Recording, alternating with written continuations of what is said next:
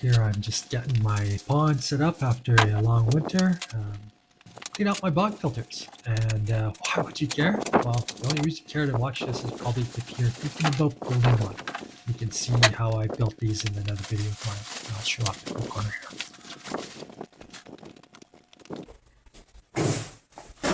Just to recap, the bog is filled with LECA, expanded clay pellets, and you can see here I had some mint I thought might survive the winter in this. I'm removing it now. It's just a mess of rottenness.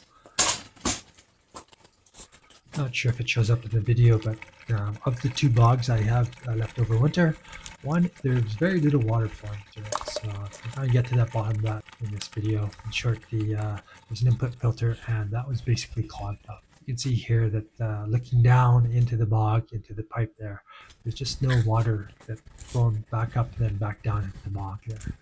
So you can't hear it. Whereas on the second bog, you can't hear the water gurgling away.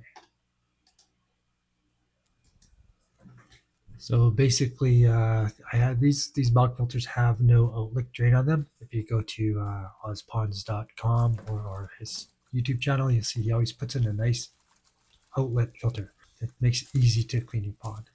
In this style of pond, I simply use a siphon hose to clean it out. The trick here is that you don't want that siphon hose to stop siphoning, so you got to keep adding water as it drains, so it never breaks your siphon.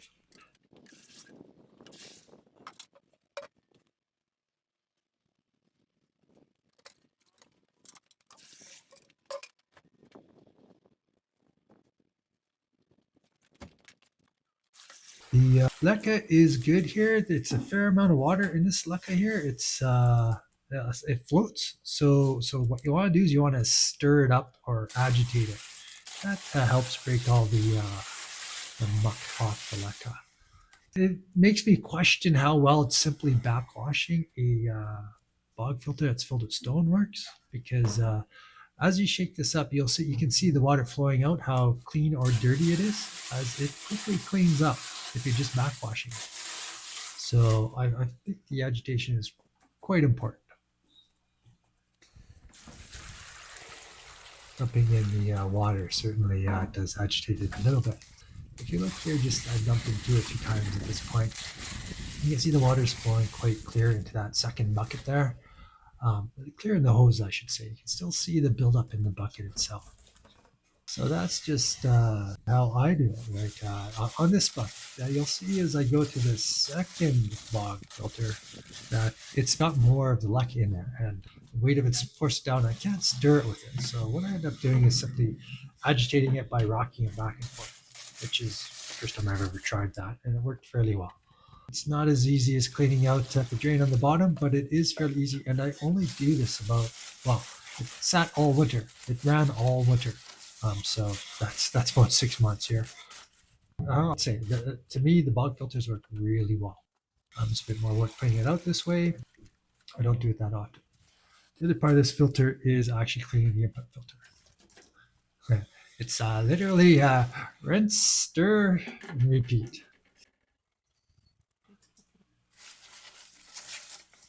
I think it would help in my bog filter if I had a bigger void area in the bottom, which I have a void area, but it's quite shallow. It's maybe 1 inch deep. If I had that, I think it would perhaps collect in the void more so than in the media itself. I'm not sure about that, but that's how I suspect that Kevin's bog filters work so well. The water I am pouring in is from the pond. I just collected the buckets worth earlier part of this video, so I'm not pouring in tap water with chlorine in it. So there you have it. I have 4 buckets worth of muck there.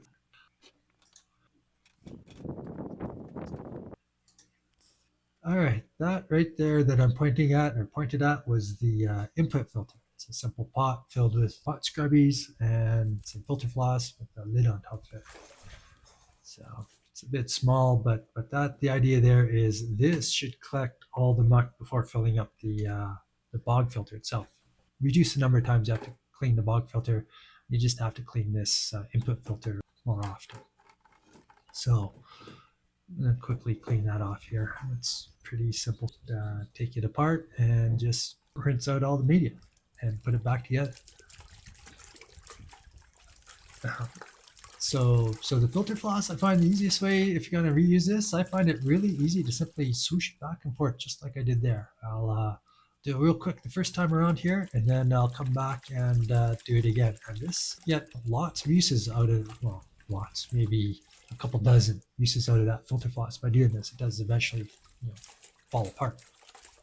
But you can see how dark and revolting this water is with all the waste it's collected. And this is on a pump that got blocked up sometime over the winter, so I'm not sure how long it was running. Could have been 6 months, could have been 2 months, I'm not sure.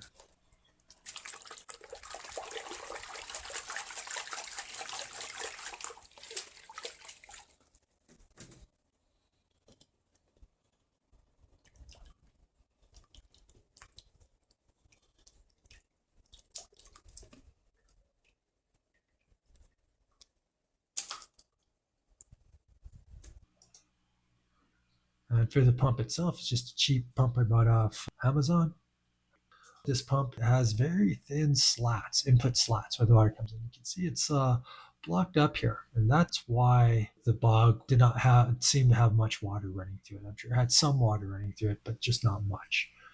So one thing I want to do here is clean out those slats so that it'll have a decent flow running through it. If you talk to Kev, who's a big proponent of these bog filters, he'll tell you that you want a slow water flow rate. So it's not a bad thing have it run through slow, but part of cleaning this input grate, I also want to make sure that the impeller is spinning easily. That's it. That's all I do for the pump maintenance when I'm cleaning it out. I only bother doing that if the water doesn't seem to be flowing. One thing I should note is when I clean the bog normally, I just run the hose off into the garden. I don't actually collect it in the buckets. I just wanted to do that for this video so you can see what comes out of it when it's being cleaned. Anyway, so I got the pump up and running there, and you can easily see it's flowing. I don't think you can hear it on the video, but it's gurgling. The level of the media has come up because there's more water flowing and pushing it up towards that drain there with the holes in it, where you can see the small holes. I put the little cap over top just to keep the media away from the holes and blocking them off. So I find this bog pump works quite well. So not the easiest to clean, but that's how you do it. And the other thing I didn't do on the video here is there's a piece of sponge foam, filter foam, that I do shove into that hole where I have the siphon going into it. That's just to keep the media from flowing in.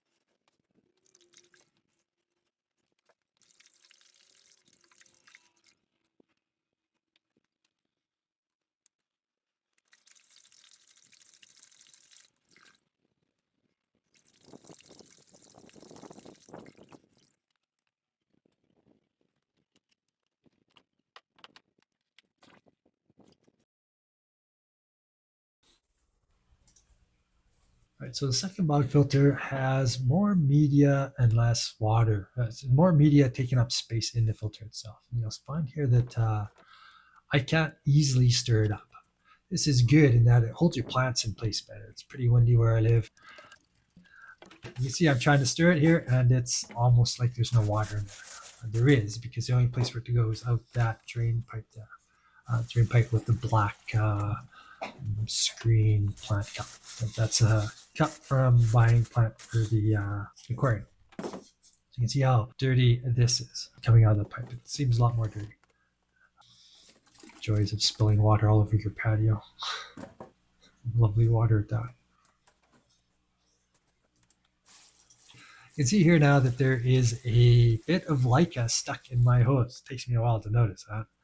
But this frustration comes about because my barrier between the media layer and the void layer below is not well made. There's a big enough gap in there somewhere that the media is getting into the bottom of my filter, and then it's just being sucked up from the siphon there. So that is frustrating. So when you build yours, do a better job than mine, and make sure that the grate or whatever it is that you put in there does not allow the media to go through it.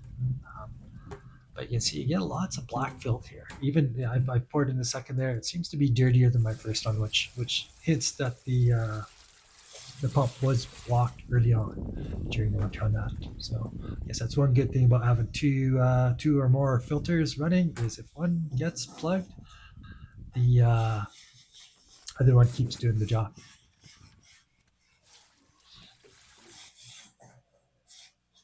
Yeah, and I'm trying to use that stick to stir it up here, and I'm finding it frustrating. I'll use a slightly different technique later that to agitate that. Some people will use a air stone. They'll run an air line down in there, and then they'll have a run air up through the media, and that'll agitate it. So you'll see that on Whiteley's K1 media 3-barrel system. But I prefer to use something more organic. That's the clay, so that I'm not using that. I don't know how well that would work on this one, but stirring it with the stick is giving me a little grief here. I don't know why it's comes through bursty, clean and then dirty. So it's got to be some sort of wave or gurgling action going on as that water runs down through the media.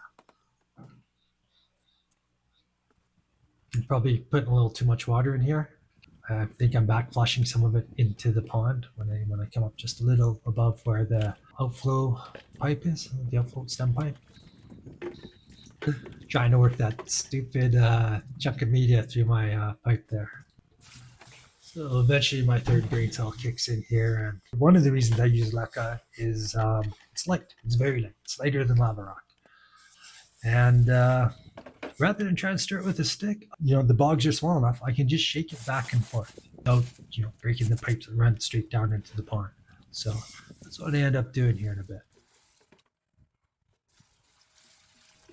I hope that helps anyone that might be thinking of building a bog like this. This just shows how I clean them. The thing I like about these bogs is you just don't see the pipework. It's inside the pond, so you see it there, but you don't have a drain valve coming out. Just drain it through the top there. You don't have the inflow flowing in, and the outflow into the pond is underneath as well. So you do get aeration when the water flows down through the stem pipe. Not as much as the water flowing in through the top, I'm sure, but I've not had any problem. You see me shaking it, and it comes out. It really cleans out the dark stuff. I'm not going for a crystal clear media here. I'm just trying to get the worst of the muck out, and then I'm good. I'm good for another probably 3 to 6 months. I have 5 fish in my pond, 5 koi fish in my pond, 2 goldfish, so it's overstocked, I think many would say.